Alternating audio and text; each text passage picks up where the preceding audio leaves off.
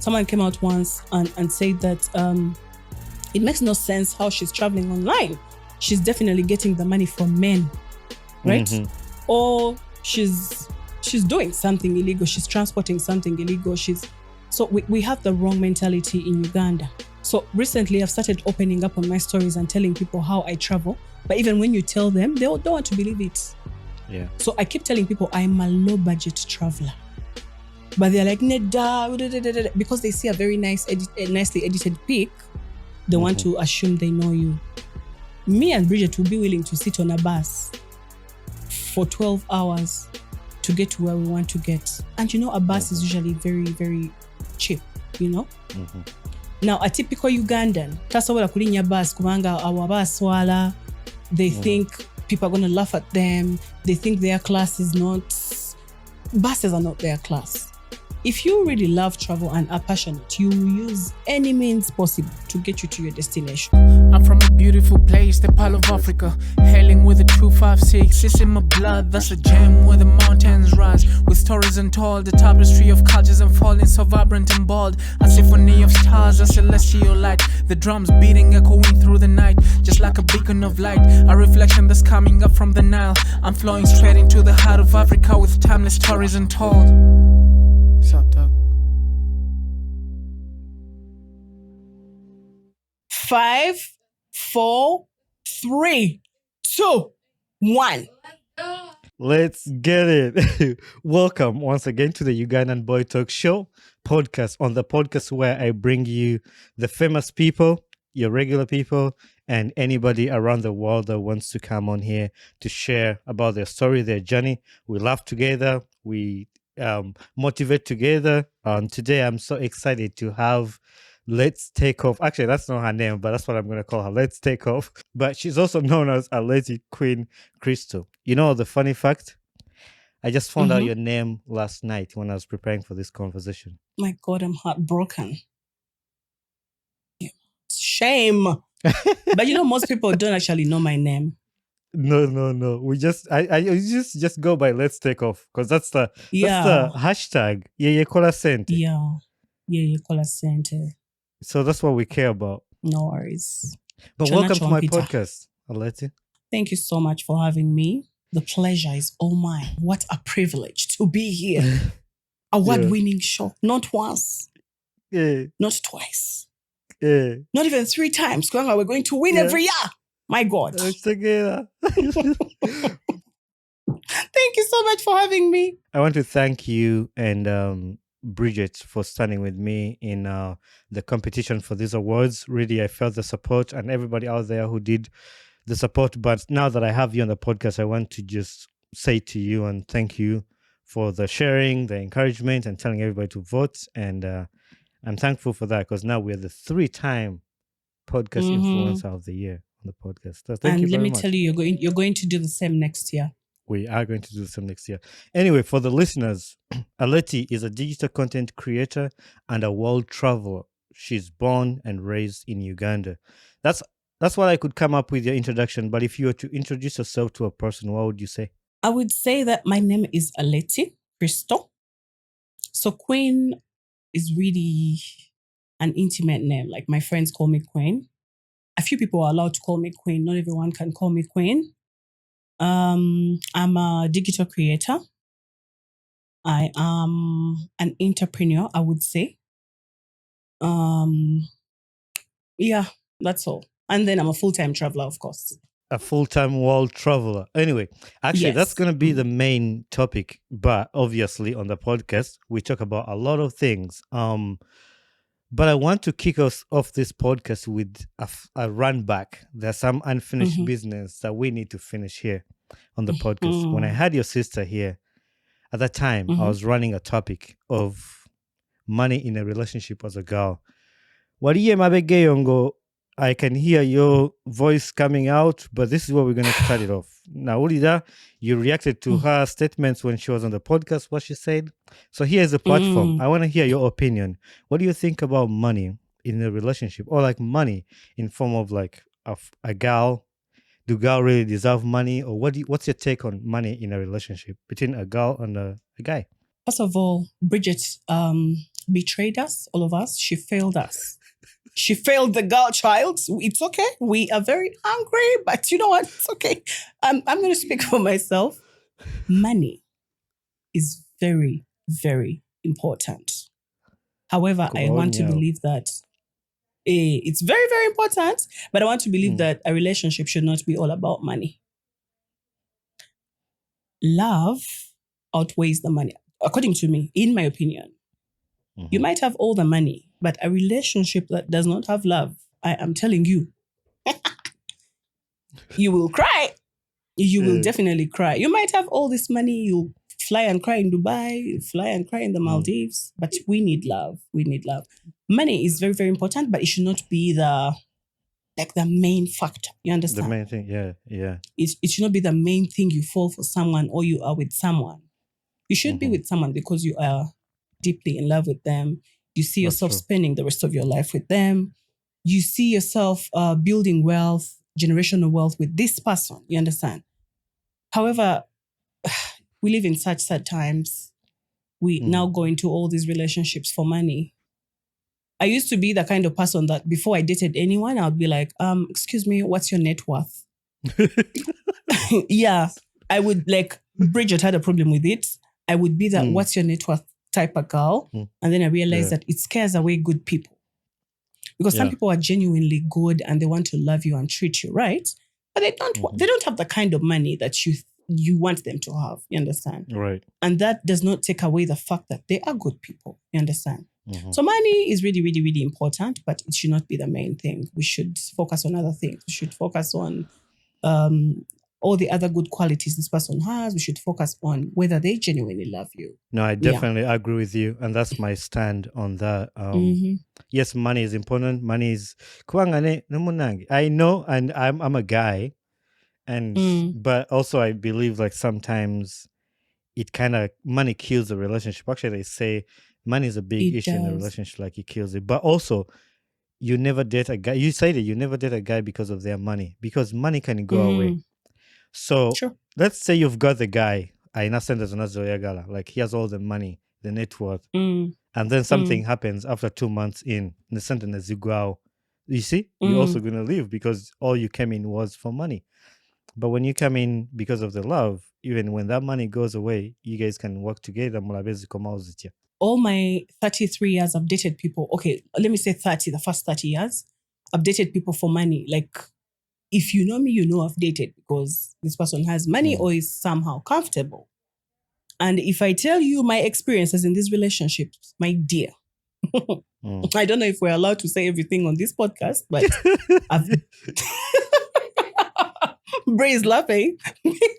But for real, I've dated for money before and that did not end well. Some of these relationships ended in jail. Please, jail time. Some of these relationships ended in rehab. Some of these relationships ended in a shrine. I am telling you. I'm not joking. Some of these relationships ended terribly. I don't even want to talk about it because I'll cry. But please, don't date for money, you guys. Please use me as an example. I'm telling you. It won't end well. It won't. I'm telling you. At the beginning of this recording, before the cameras were rolling, I talked to you and I said, hey, how are we dalu? But we're just 7 minutes in, 10 minutes in, and I'm crying. So for all the listeners, all the watchers who are watching on YouTube, when I laugh too hard, I cry. And this is what I'm going to be going through the whole day today. And bear with me. So anyway. Money. Me, I've dated a man for money before. And then his wife called... sent Bridget a DM on Instagram. The wife is a man, please. The wife is a man. The man was gay. Leave me alone. I have suffered. Bonnie, I've been asked to breastfeed a snake before. Leave me alone, you guys. Me, I have suffered. I've seen it all. They've taken me to Chira Road police station before because of money. Money. I've dated for money. So please, money is a good thing, but money will ruin you proper. To all the people out there who are still looking for money or dating for money, take some lessons. First, take time to understand the person.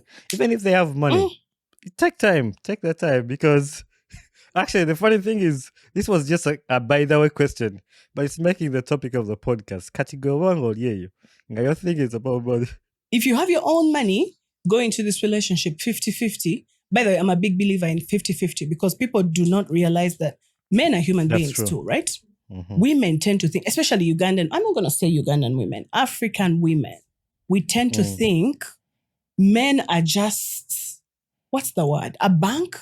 Like a tree that has so much money that all you have to do is pluck $1 every day. No.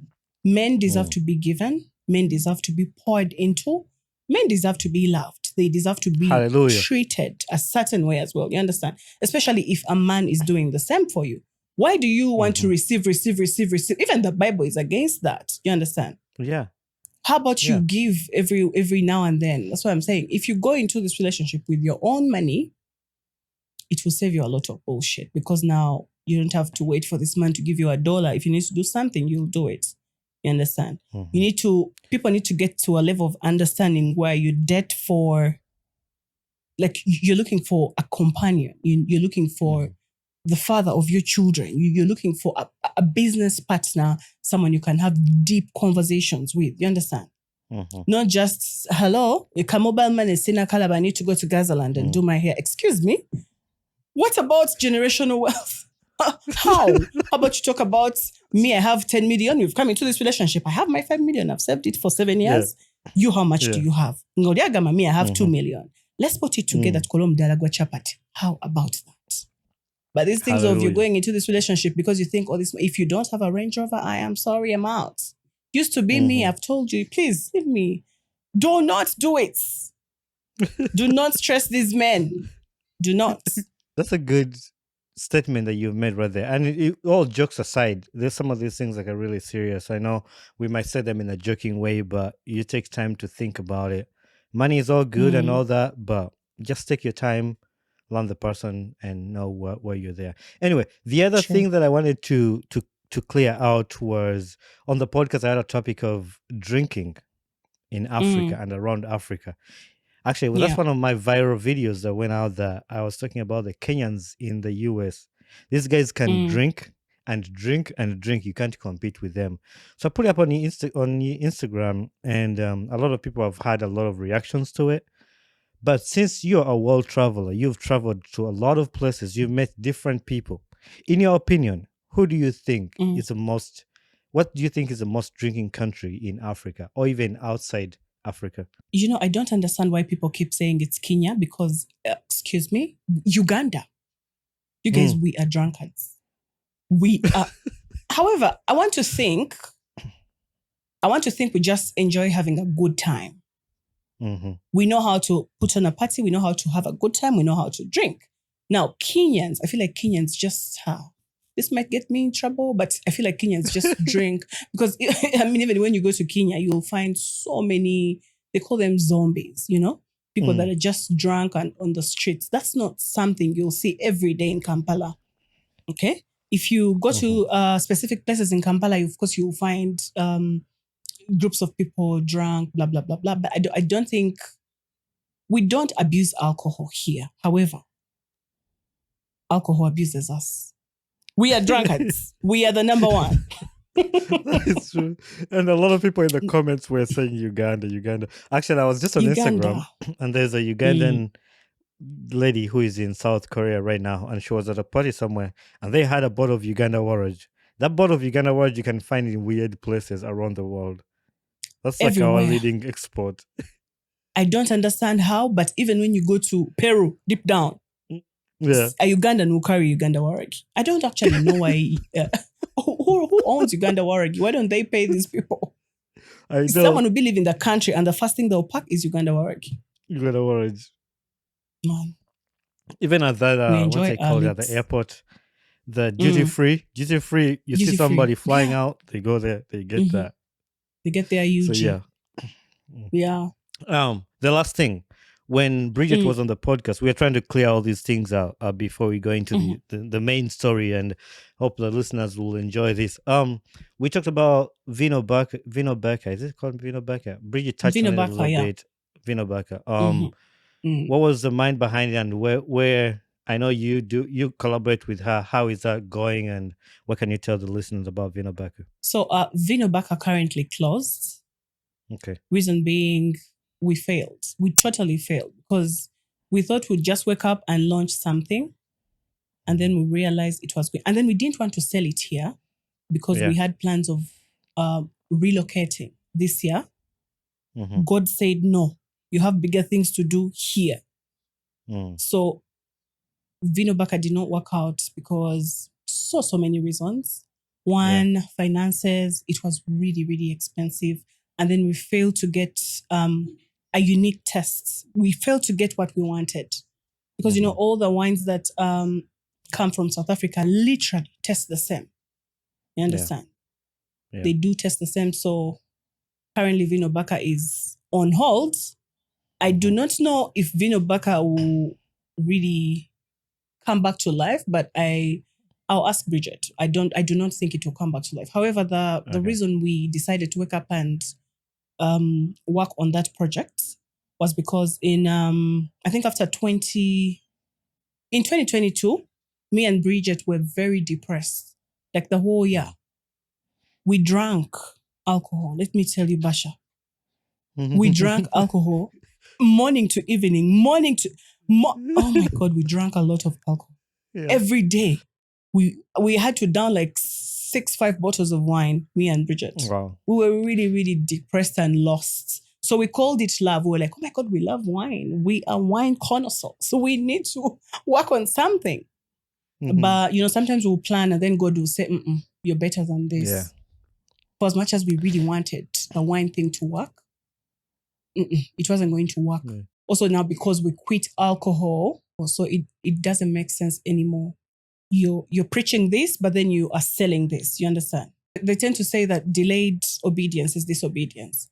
So sometimes when God says, do not do this, and then you're dragging your feet, you're like, but it's something I really want to do because I feel like it would put me somewhere financially. You understand? Mm-hmm. Yeah. But God has said it will not work. No. Yeah, so we disobeyed there for a minute, and then we saw Shege Pro Max. And Bridget talked about, because for the listeners, actually, maybe I didn't explain what Vino Burer was, but maybe if somebody listened to you, they will understand. Vino Burer is like a wine company that they were trying to bring to Uganda. Maybe add that to what she just said, and then you know what Vino Burer was. But yeah, when Bridget was here, we were talking about that because I was telling her how I love wine too, and because I was on the cruise to Bahamas. And the only thing I was drinking on that cruise, for dinner, the other stuff, you could drink other stuff, but I was drinking Moscato. I drank Moscato, and before the ship got to Bahamas, the waiters were telling us we're out of Moscato. So I don't know if I'm the one who drank the whole Moscato of the boat cruise. Rainbow. You know the rainbow theory? No, I don't. No. Come on. If you're Ugandan, you should know. Musoke. They used to, growing up, they used to tell us that rainbows, musoke, if you find musoke in like a river, the next morning the river is dry. Because we used, my grandmother used to believe that musoke and you are amazing. So we are drunk as Ugandans, totally musoke. We just keep every liquor bottle, please. I remember point me towards liquor, I will finish it. I told Bridget that when I was in Uganda, I was drinking those guaranas like water, and she was like, "Oh, I need to stay away from you," because I was like, "I like it." Yeah, I used to drink like 10 guaranas every day. Wow.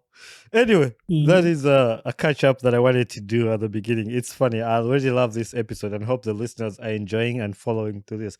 Part of the things I've started doing in my podcast is to create different segments. So the listeners can also have experience different things from your personal life. And so bring these segments in here to engagement. When people sit down to listen to a full-blown conversation, it's like we are preaching for them. And when preachers are preaching at church, but so that's why I create these other segments. So this segment is called This or That. Since you're a traveler, you love traveling. Traveling is your love language. You have that on your Instagram somewhere. I have this or that 5 questions I'm going to ask you. City lights or starlight skies, like stars in the sky? Oh, stars, definitely. I was thinking about that because I'm the kind of person who likes to go up on like, you know, like the city lights, like Kampala has 7 hills. Like you go one of those hills in Kampala and just see the lights in the middle of the night. I love that. But I was also thinking of like Me just and sitting Bridget down do and that a looking up in the lot. sky. Yeah, I like that. Backpacking adventure or luxury resort? Luxury place. Luxury. Yeah. Luxury. Yeah. Emphasizing that. Local street food or fine dining experience? Local street food any day. Yeah. What's your favorite Yeah. street food? In Uganda, Mm-hmm. Rolex. Oh yeah, Rolex. It's funny because I was in Uganda like 2 weeks ago and I didn't eat a Rolex. I feel bad. I feel ashamed from by myself. You were very busy, Munage. It's okay. I know I was busy, but I ate the muchomos at the Nkokonjeru. What's that place? Namaojolo. Namaojolo, Yeah. That place. the real OG. Solo traveling or group getaway? So it depends on where we're going, but solo travel. Yeah, you've done a lot of solo travels actually. Actually, Yeah. that's the other thing that's on your bio too, a solo traveler. But sometimes you take Bridget with you because she. Do you has know to why I go. take Bridget? Why? She's good vibes. Okay. And then she's the only person I really genuinely enjoy talking to. Apart from my fiance, she's the only person I like genuinely enjoy talking to. And then, man, Bridget takes the best photos in this world. I know. That's crazy. Yeah. That's crazy. She built That's my crazy. feed photo. Brick for brick. Yeah. That's good. Mountains or beaches? Beaches, please. Okay. I know you've been to both. I've seen some pictures of you at the mountains and I've seen pictures of both, so I didn't know which one you're gonna choose, but yeah, that's cool.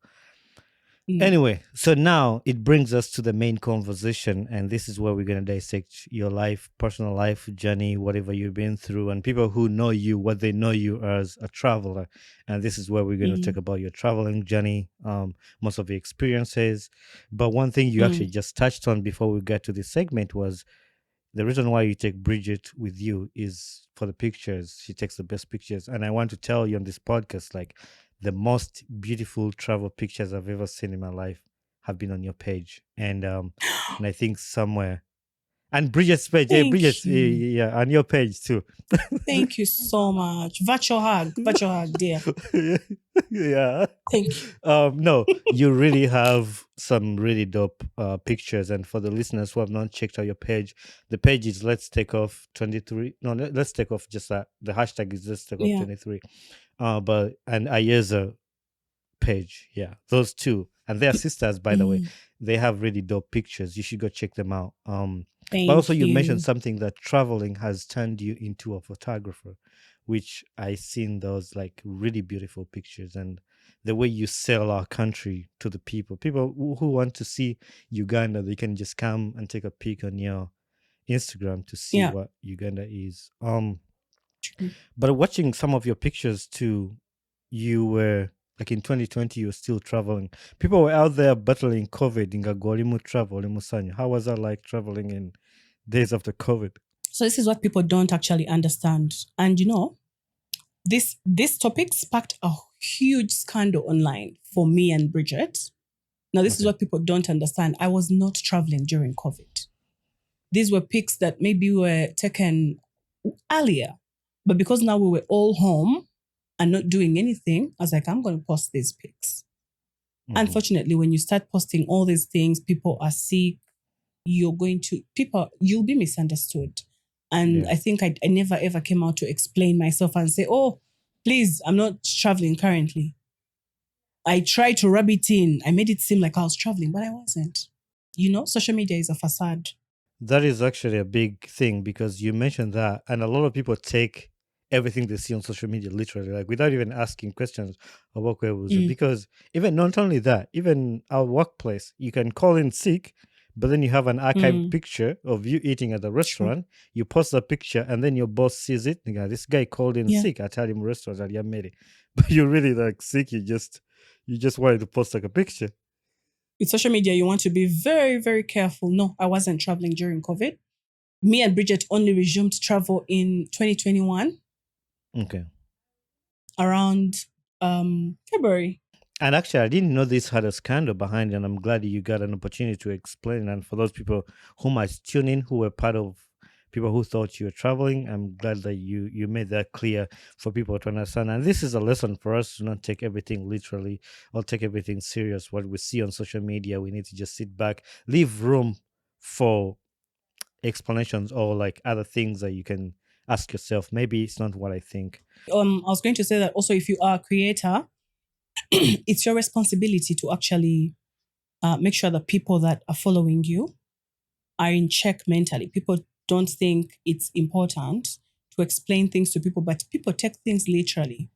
So for us, our scandal came from now the whole posting during COVID and all those things. And then early 2021, people are struggling. People are recovering financially.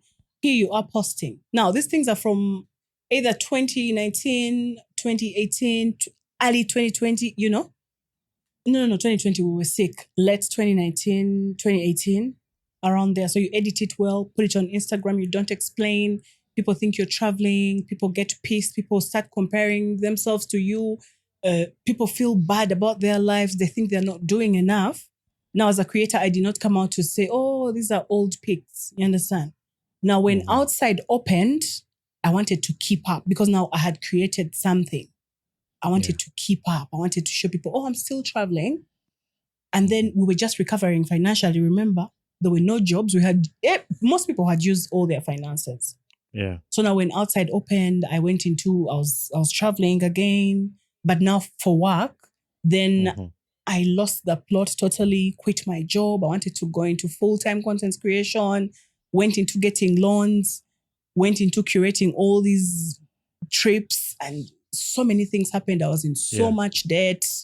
A lot happened. I was in debt. I was in debt. I needed like 100 million to clear this debt by 2021 December. Right. And not once did I come out to explain to people and say, oh, this is what I was going through, until it was too late. And then all these stories went around of me, oh, she's this and this, because I had borrowed from so many people to keep up, like to maintain this lifestyle of, oh, hey, I'm traveling. You understand? I had borrowed from so many people. I had borrowed from family. I had used family funds. I was fighting with family. A lot was happening. So when this scandal popped up, I decided that was like my turning point. I realized that selling a fake life online is not healthy. You understand? Yes, sometimes we want to dream and do all these things and, you know, encourage people to maybe follow this path as well. You want to attract brands and all these things. But sometimes walking genuinely is the most important thing. So now that's when I decided to take a step back, gave up on my page and everything, deleted everything, literally. And then we took a break off social media. I was off social media for 2 years, about two and a half. I only came back to social media last year. And we kept on telling each other, Bridget, until we are ready to work authentically, we are not going back to social media, because we had attracted quite a following. And then after that scandal, people unfollowed us because the people who believed in us, the people who still believe in us, you understand? And then now it's very easy to build your reputation. It's very hard to build your reputation, but just one thing like this will come and just destroy everything for you. And then you have to fight again to get yourself back up. I like what you just said there. And sometimes we don't have to explain to people, especially you don't really have to explain yourself to the internet. Like, it's your life, it's what you do, and we're not responding to them. If you don't want, you don't, and if you do, that's because you've chosen to do that. So anyway, sure. I also saw a video of you walking the tigers and lions in Zambia. Katigwe. Yes. God put these animals in the wild for a reason, and they eat people. Katigwe. No sala again, they just deciding to walk a tiger. Komogua. Even the lions. Ngawesi's age. If I've dated men, I can walk a lion.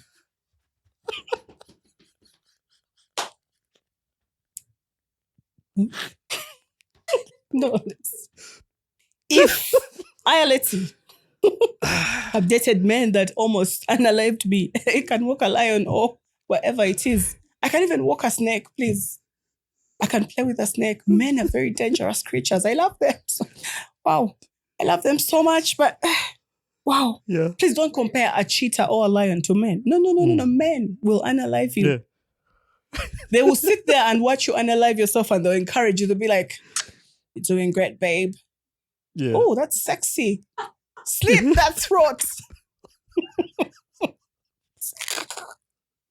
Anyway, no, like for real, the Zambia situation. These animals are actually domesticated. Okay. And I want to think they're under heavy medication because you cannot explain to me. The snakes don't have what do they call those things? The fangs? They don't have the fangs. Oh, yeah, the thing that birds. Okay. So the lions are just like, I would think they're sedated. They're harmless, really. They're harmless. Mm-hmm. Yeah, they're domesticated. How do they convince you that they're harmless? If I see a lion, first thing in my head, run. How do they convince you to be like, because now the thing is, if you're very, very adventurous like Aleti, no one needs to convince you. If everyone is walking the other side because it's safe to walk to the other side, I want to see why we are not walking to this side. Let me see for myself. Let it first chase me, please. I will run. Yeah. I've always wanted to go to the gym either way. Let me go. Yeah. So yeah, no one forced me. I went, I saw something online. I was like, I must try this. And then I think the one thing I regretted doing in Zambia was doing the free fall. That was very dangerous and I will never do it again. I will never encourage anyone to do it because, see, those people don't tell you exactly how hard it is to do until you are literally halfway down. So the free fall is like bungee jumping. Okay. But it's quite different. It's like bungee jumping, but it's different. I don't know. Is that the one? Maybe I'll give you a video the cousin of bungee jumping. Yeah, I think so. I think I'll give you a video to insert maybe somewhere so that people see what it's like. It's a terrible experience. Like it's something I wouldn't wish on my worst enemy. Because you free fall and then you have to hike back up. It's very, very dangerous. And then the ropes are not the best. They don't prepare you mentally. So you think you're just jumping maybe from here to there, and then you realize you're still going and the ropes are all I've always active. thought like if I would do that, I might faint halfway down. Like I might pass out. I fainted. I passed out halfway. Yeah. Yeah. I did because it's very scary. I always think about that. It's like that's what I would do. Like I would die halfway down. And to make matters worse, you know how bungee jumping, like there's water. You're going down and you see there's water. For the free fall, you're going down and there's rocks everywhere. Oh my God. Rocks. Why didn't you tell me early enough? And you don't see the rocks until you're like halfway down. Yeah. So that's crazy. No, I would never do that. But also there's a beautiful picture you took in Dubai at the Starbucks. In Dubai. Yeah. It was really like a cute Starbucks. Now, is that like a functioning Starbucks? Like people go there for coffee and stuff? It is a functioning Starbucks, but let me tell you, you don't want to go there on a normal day because you know how Dubai is. Yeah. So many influencers. Currently, we are digital. Everyone is trying to do something. Everyone is an influencer. Everyone is a creator. So there's literally a queue to get a pic there. So the best time to visit that place is during their fasting season because now there is no one there. It's empty. Yeah. On a normal day, you fail to get that pic.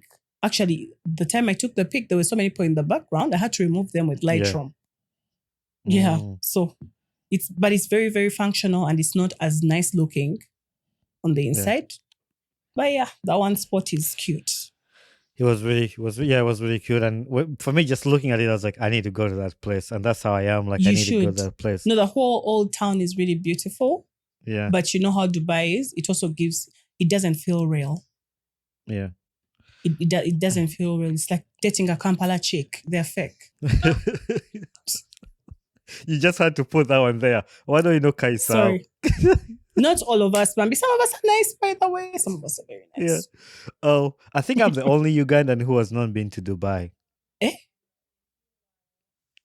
I think I'm the only Ugandan who has never been to Dubai because everybody's going to Dubai. Everybody on what's Why on haven't you Instagram, you been to see everybody. Dubai? I don't know, and I need to. That's on my list to go to Dubai. I've not even You been at the should go to airport. Dubai. Eh? Where do you pass? Ethiopia. Passing, no, Belgium, Brussels.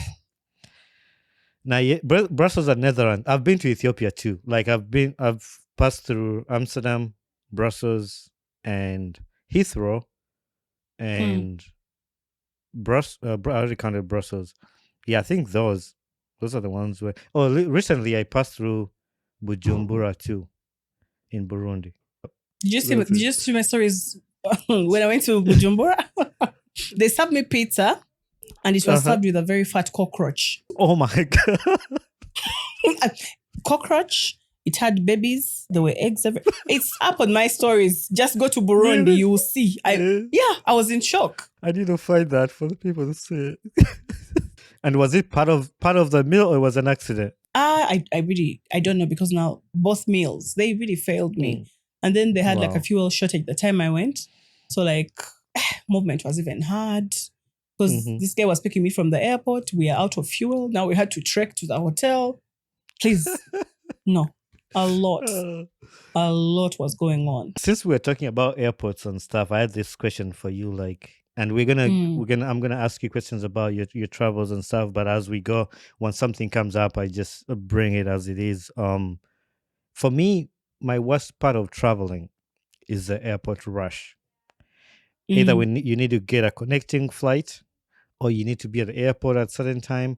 I hate that part. And security. I love to travel, but that's my worst part of traveling. Airport rush, you have to run to your gate. How do you deal with those things when you travel? I mean, I know you travel for leisure, but you're supposed to be at a certain place at a certain time, like it's not that even if your flight misses you, but that's the part I hate. How do you deal with that stuff? I think I've never had to actually run to a gate. The one time me and my sister had to run to a gate was the one time we went to the Maldives. So we had to our flight from the Maldives to Dubai. No, it had to go to Dubai first, and then we had to change our aircrafts. So they did not tell us that we literally had 30 minutes to run from one end of the airport to another end. We get to the airport and we think, no, I think there is like 1 hour and a half, because the tickets clearly say there's like a 1 hour and a half until we get there. Actually, it happened twice. That's one time we went to Qatar as well. We get to the airport and we literally had to sprint, run. Let me tell you, my sister is fit. I am a sack of potatoes. She told us here on the podcast she has South African knees. That girl, breathe. You guys, my sister was running. I was like, oh my God. I was asking for a buggy to take me to the other gate, but I had to pay for that. And did I have the money? No, I did not. I had to run. And let me tell you, by the time I got there, Brie was already boarding. as the last person. And usually, in true Aleti spirit, now that's when I'm really pissed. Like, why am I the last person to arrive? But I know. That was really, really, really, really, really, really, really annoying. So you sit in your seat sweating. You're like, oh my God. I had laid my edges. They were now all swimming in sweat. So it was really annoying. So usually what I do is I try to, as I book my flights, I make sure I don't have, if I have to maybe change aircrafts, I make sure there is enough time. Because usually when I'm booking my flight, I'm not in a rush of, I need to book because I need to be in Belgium tomorrow. No, please. I'm booking this flight to go to Belgium and create content. So no one is chasing me. If I have to, I need 4 hours at the airport. I want to walk smoothly from one end to another.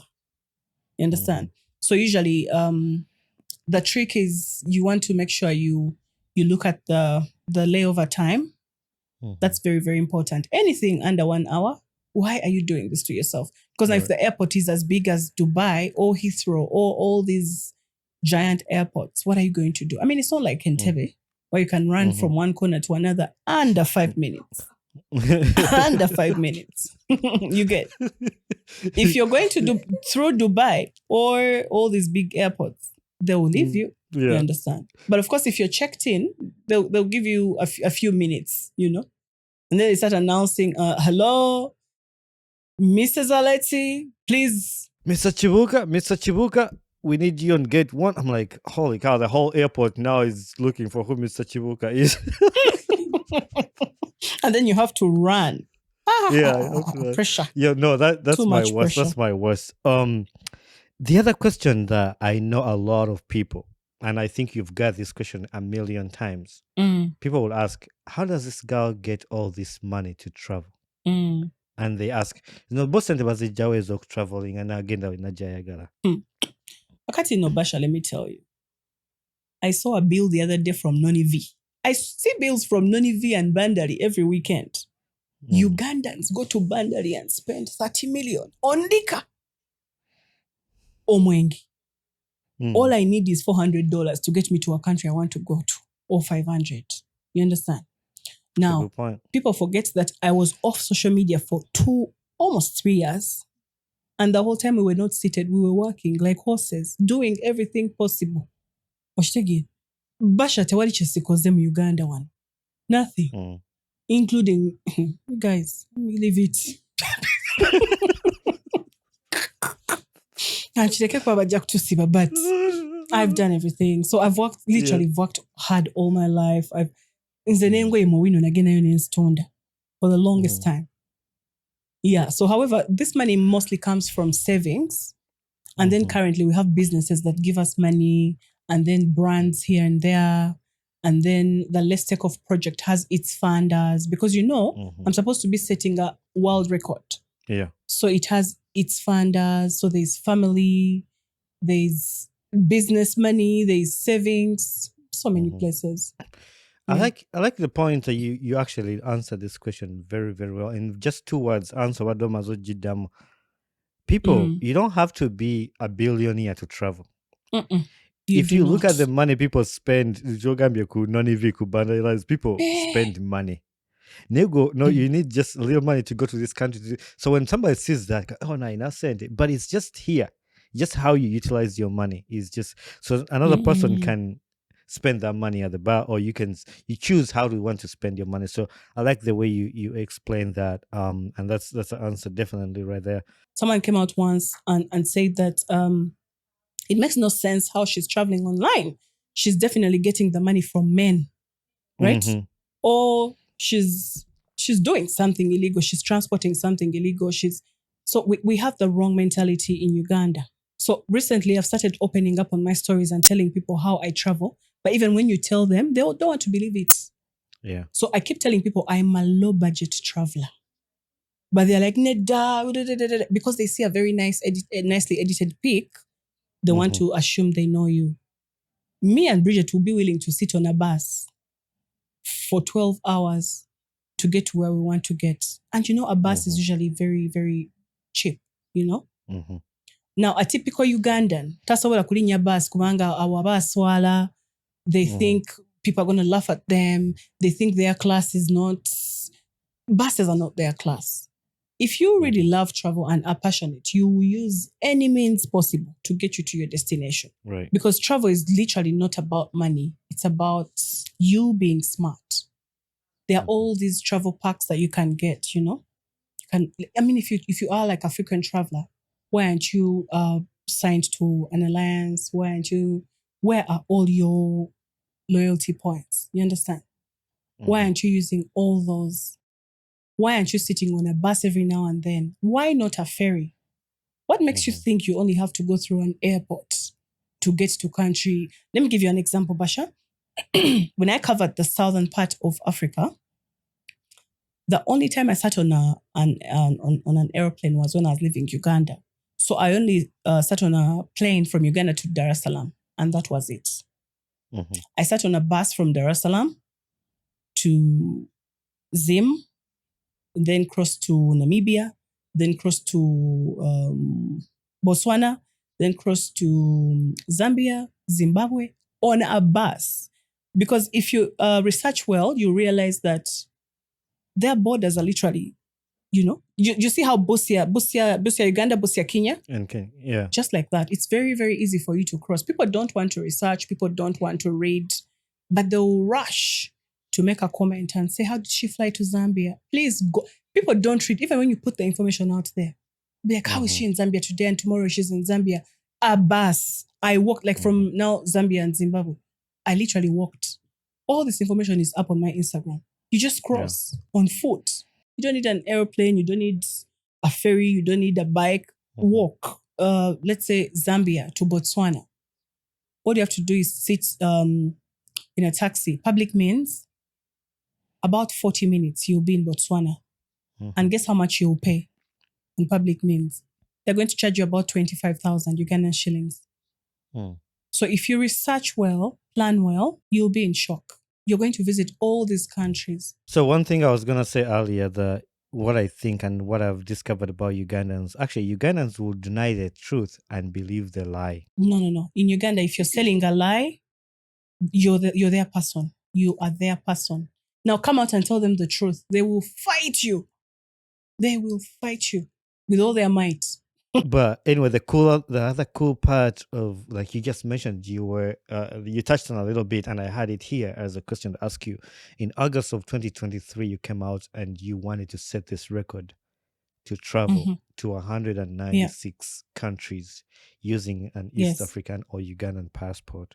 I watched your clip that you put up for that. I just want to ask you, how is that going, and what made you want to start that record? So me and my best friend have actually always wanted to do this, not publicly, but we've always wanted to do it for us because Brie has a very good travel background and history. Okay, I do the same, but then most of the countries I had been to were not documented anywhere. You're just going to maybe Senegal and you not take a peek, or you're moving around maybe for work, or you're going to visit a friend, or so many reasons, right? Now, Bridget grew up in a home where they had to send her abroad a lot. You understand? So you meet someone and then your interests are literally the same.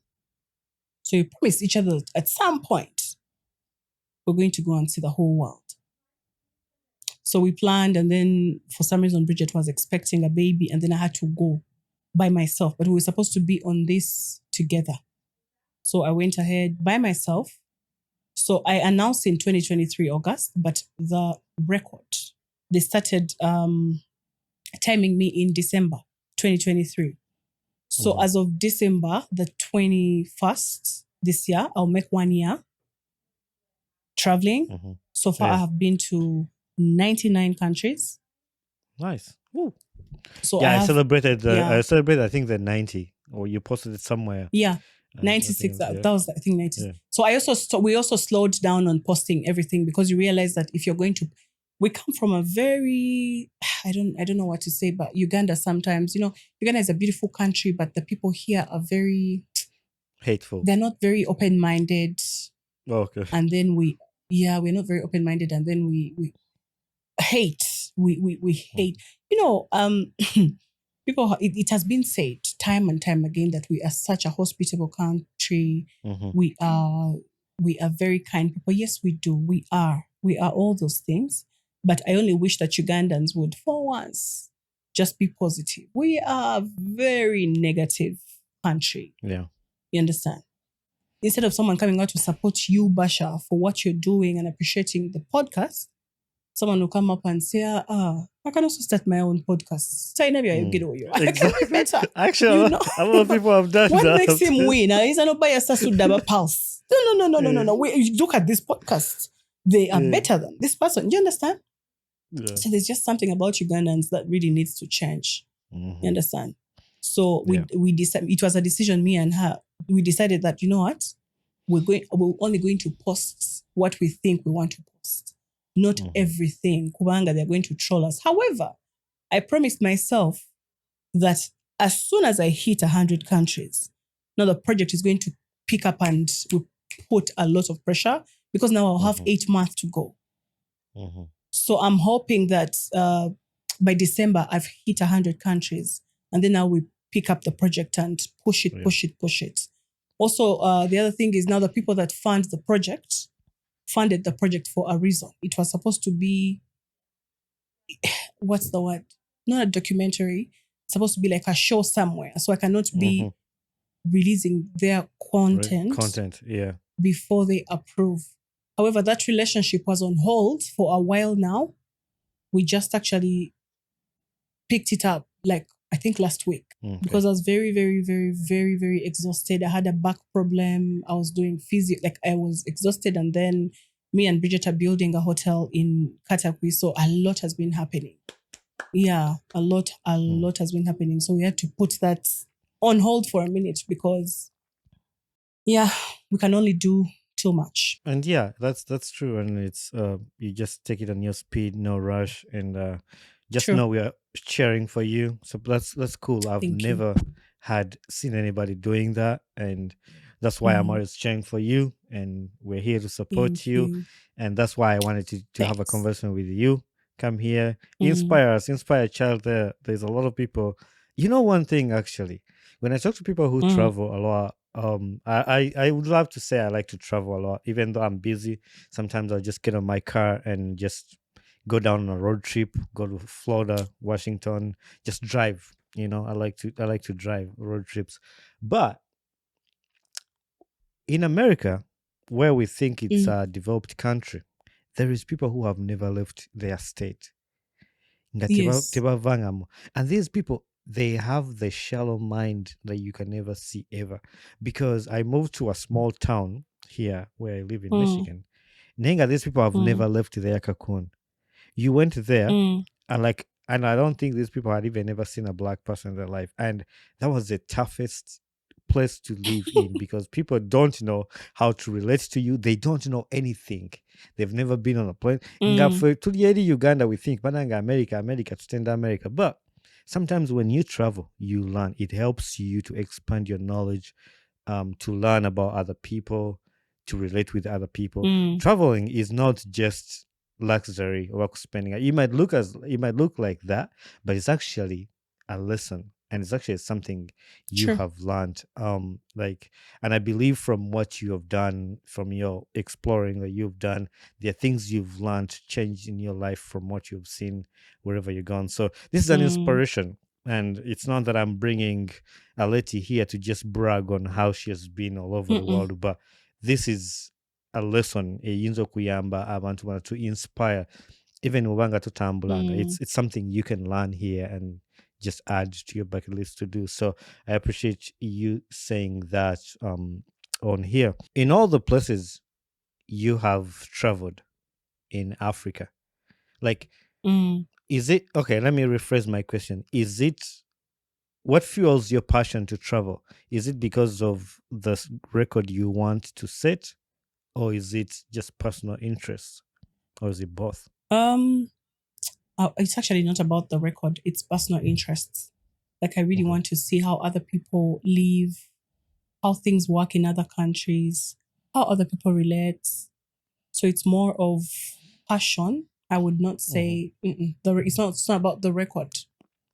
I'm just passionate. Yeah. Just love to explore and see the world. What are some of the essential things that you think people might need besides the regular things, visas? And actually I wanted to ask you, how easy is it to get these visas? You talk to us, you go to Zimbabwe, and then the next day you are here. How is it easy to get visas for those countries when you're traveling? Okay, so our passport ranking is not really the best. However, we are very privileged to be able to go to some countries without visas. And then we can go to other countries and receive a visa on arrival. So you'll realize that the countries you can get a visa on arrival, and then the visa-free countries are about a total of 80 countries. You understand? Imagine if you only focused on going to the visa-free countries. That's it. You've become a full-time traveler. You understand? So most of these countries, you don't either require a visa or for the countries where I require a visa, I'm privileged to have like a document to back up my applications. Yeah. To say, oh, hi, this person is setting this kind of record. Please give them a visa. You understand? But then visa processes, apart from maybe America and I don't know, some other countries, UK. visa processes should not scare us. Yeah, they should not scare us. I feel like in Uganda, as soon as you hear visa, oh, pressure. That's when you go to prayer mountain, call your singer, they go to worship that mountain, go on the Tigwa Nakaima, they worship, they send eggs to the snake, you know. You summon all the judges because you need to get the visa. A visa is not something scary. And you know the one thing about Ugandans? We don't like doing anything ourselves. Mama. No, visa. that's true. That is what. Have you realized that if you go to TikTok, in the night in Uganda after 7 p.m., there's like a live everywhere. Now, people who have gone to the US, maybe mukama yabakwatirako bukwatis. Never genda, let's say Luxembourg, the US, the UK. By in a live, hello, let me teach you how I went to America. Let me teach you how to answer embassy questions. I can help you if you give me 20 million. I can. By the way, let me tell you, those things are very hard. Way back when I was still trying to like Bambi hustle, I had a tour company. So I used to like help people apply for visas. There is nothing as terrible as that because you're going to be misunderstood, number one. Number two, you're convincing this person, no, I can help you apply for an American visa. But you're not telling them the truth. That, oh, hey, it's the embassy that makes the decision, not me. I can help you fill this form. Mze mpaye emitwalo jangeji. Ebidi, kankujirize form. But the rest you'll have to go in or be equally. People in Uganda don't want that. Chovola every day. I'll take you to Canada. How? Please, how? The embassy makes the decision, not you. You know? Even if you have visa via Mikisa, you'll be shocked that someone who has no travel history whatsoever will get their visa to America the very first time they apply. Now you who has been to 30 countries will be denied a chance to go. You understand? We overthink these things and then we think we are preparing, but you're actually mentally not preparing. You're doing the worst. You make a very good point because I'm a testimony myself. When I first came to America, I did the visa myself. Yeah. I did myself. Sifuna whole visa. Naisi maina multi ene ali agenze America. Like ngasibikolangako. But the thing you said, Ugandans sebagala kola bintu by themselves. I've had a lot of people. If I was a scammer, singandi mugaga banang. You know how many people message me on Instagram? Banange basha nyamba ngende mu America. Who am I? Nzasikola mu embassy. You know, like there's nothing. But like when they see you, basha. Singo ino kade bonga chikumi banango. But sometimes bela oninga mobe nsonyi seke body. And I really scam. Really, everyone is just out here trying to, can you help? Now, even me, as soon as they see you somewhere, hey, Aleti, I saw you here, but can you help me apply for that? Me, I just give them a link. Here is the link. Do these things yourself. It's not so hard. Sit down. Ugandans are very impatient. We are impatient, banange. We think the same way someone went to America. Even me, if I pay 20 million, they'll help me go to America. Visa. America, chemanyi for sure. The form you feel is so kawan. That's what people don't understand.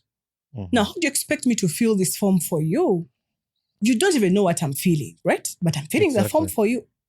Now I'm giving you the form back and telling you, okay, let's book an appointment. You get lucky, there's an appointment date. We book that, blah, blah, blah, blah. You don't even know your email. You don't know how they book an appointment. You don't know anything. Go with this file. That is not how it works. We need to exercise all these things. We need to be able to sit down and research and know that, because all this information is online. All these countries have websites. Apart from Kazakhstan, Bridget, the other countries have all this information online. You can go and apply. Of course, some countries are currently not taking in Ugandans, by the way. Just so you know, even if you apply, they will not let you in. Wow. They've even taken us off their, there's no way for you to apply. And you have to fly to other countries to apply from there. Yeah. But yeah, we should be able to do all these things ourselves. Research, read. I like the information you just shared with us on that segment. Kubanga, a lot of people need to hear that. And actually, a lot of people don't know that they are visa-free countries, like you just talked about. And Bahamas is a visa-free. Like a Ugandan can go to Bahamas without a visa. True. And these things are online. Just type in there, visa-free countries for your country or whatever. You can find all the information there. And emphasizing the point, Tabagala kola chintu by themselves. But if you just use Google to yourself, it will save you a lot of money. Yeah. It will save you a lot of time. No. For us, we use Google for the wrong reasons. You want to get a link to the nude pics. You know, you want go in Uganda. You just want to find out how to get to Equatorial Guinea. You know, maybe that's a bit quite a conyo. But you know, if you take your time and read, no so much into you ask people who have been. Not everyone though, because if you meet the wrong person, they will definitely tell you I can help you, and then they take your money. And let me tell you one thing about travel. Even the genuine people that want to help sometimes don't know the system. Like I used to help people process things way before I even traveled anywhere. Can you imagine? Yeah. In my early 20s, I used to help people apply for all these things. I can help you do this. Embassy. You understand? But then you get lucky that abantu applying a visa. You get. Then one time you get lucky a visa. Now that's when you realize that someone can beat and fight. Because you're the one who filled the form for me. Watch the Wampade visa. I want my money, even if they gave you 20,000. That's a police case. You understand? Right. So now, so one, for the people that are hustling and confusing innocent Ugandans, I'm going to help you feel for ABCD. Very, very wrong. You'd rather give someone a link, guide them, but don't take money and be like, right. You understand? Right. But also for us as Ugandans, you can read, educate yourself. Everything. Even YouTube. Some people take their time out to record all these videos and show you how to do all these things. You understand? Yeah. True. And people need to, that's a good message for people who love to travel but have not traveled. Some of the things you need to look out for. Anyway, Aleti, we've been here for over an hour, and you know the listening span for some people. Kasatuka ku 45 minutes inga even 30. Nangi. But no, me 20 amount. Let them process this, what we've shared with them, and then. But before I let you go, I still have one segment that we're gonna do. This is called rapid fire. Rapid fire is just gonna answer. It's a rapid. The answer that comes to your head is the one you give us, and then we're just gonna walk through it. Sure. So the rapid fire questions I have for you is sunrise or sunset? Sunrise. Window seat or aisle seat? Window. Yeah, I like window. Give me window all day, any day. Aisle seat. Yeah. So, but you know the trick for aisle seat? I know this is a rapid fire, but I gotta talk about this. So when I'm flying and they're serving food on the plane, you know I sleep. Like they don't wake you up, they just go past you. So when I sit in the aisle seat, I put my foot in the aisle. So that thing they push, the cat with food. Very smart. Very. Me, I don't sleep. But you know one thing? My favorite thing to do is travel with Ayeza. She does not eat airline food. But Nanga, you guys, I enjoy that. But airline food is bad. Don't tell me that when I'm in the car, I will eat it. Me, Bree's like, no, don't worry. No, she wants rice. Give her veg. Chicken or veg. Not veg. Me, I will eat half. Bray does not eat airline food. I devour that food. Yeah. No, the food I ate, especially the flight from Belgium. At least they should put some Rolex on there. Actually, the one from Entebbe too, they should put some Rolex. Does Uganda Airlines? I've never flown on Uganda Airlines. Do they have Rolex? But one way was that a TikTok or what? Yeah, someone actually did that. Let me tell you, Ugandan, we don't have etiquette. Zero travel etiquette. It's so embarrassing. Yeah. But you know what? There's room for all of us to learn these things. Right. Because why are you selling insanity on an aircraft? It is, first of all, illegal. You could be arrested and sued properly. Why are you making money on someone else's hustle? Beach getaway or city escape? Beach getaway. Long road trip or short flight? Road trip. Long road trip. Your favorite African dish? So posho and beans, or posho and bitter berries and tula. You got me there.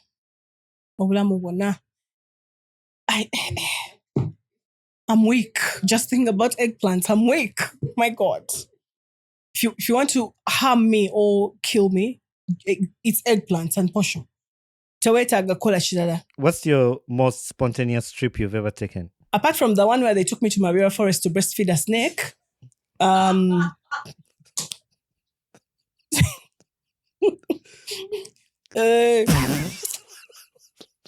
Hold on. Oh, Sao Tome.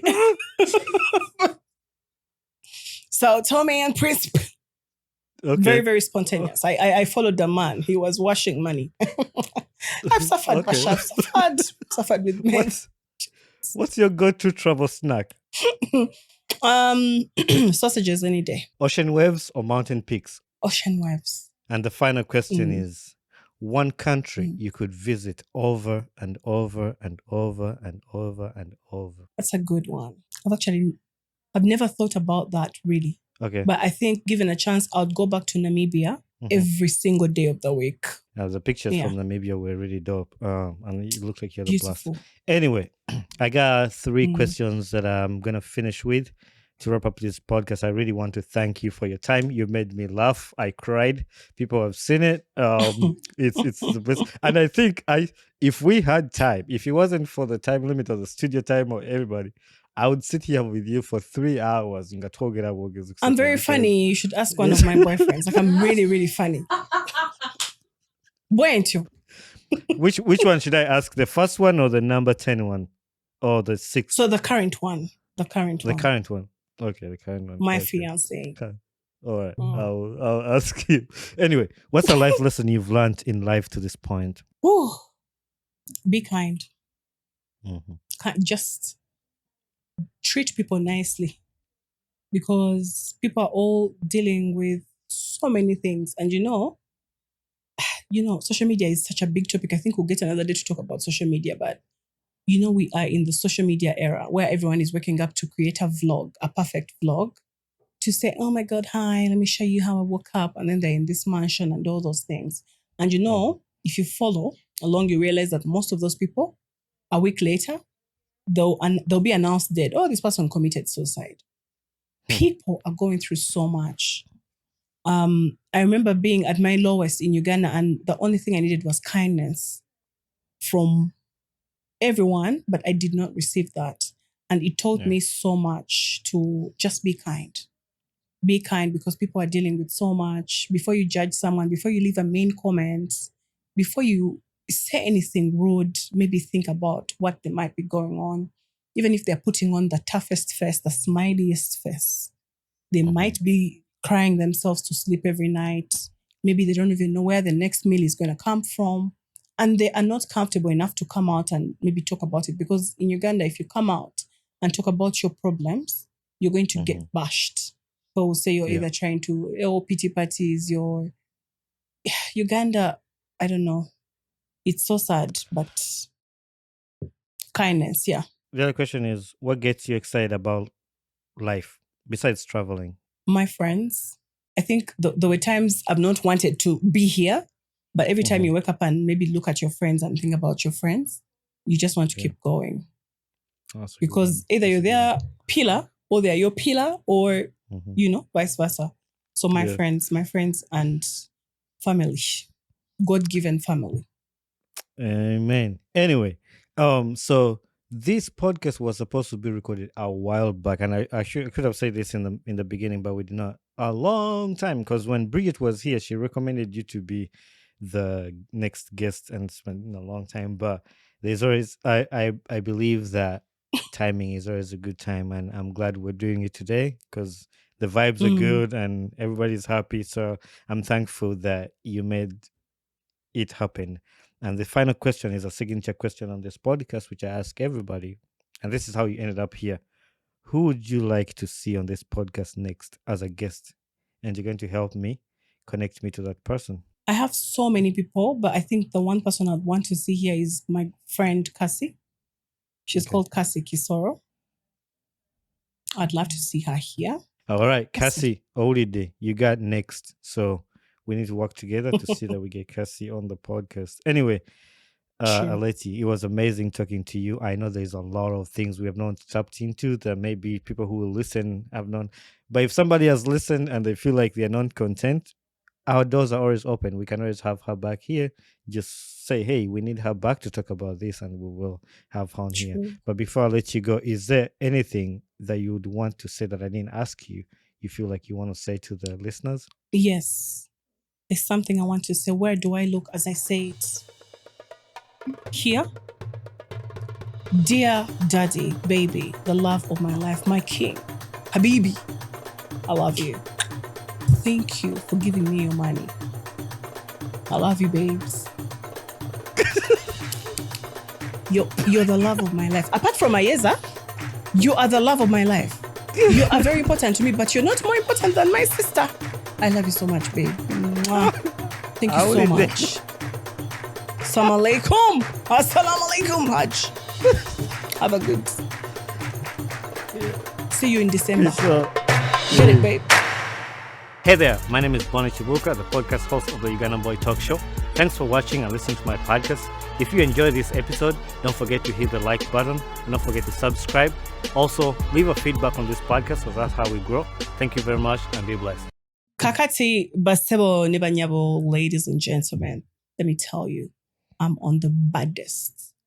So many bad, latest. The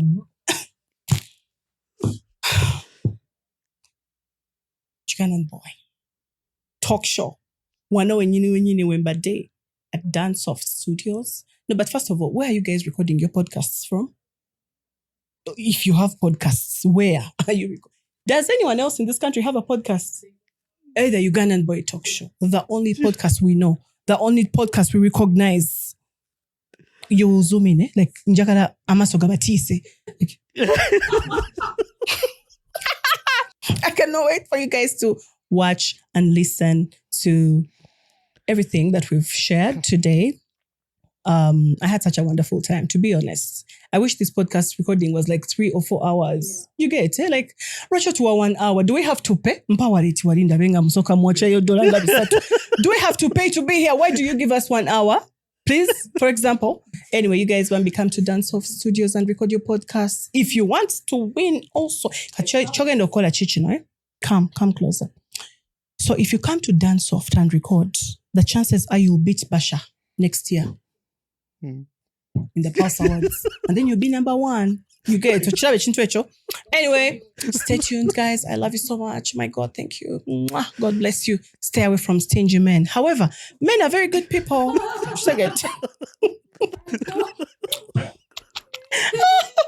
No, but for real, stop milking men. Men deserve love. Men are good people.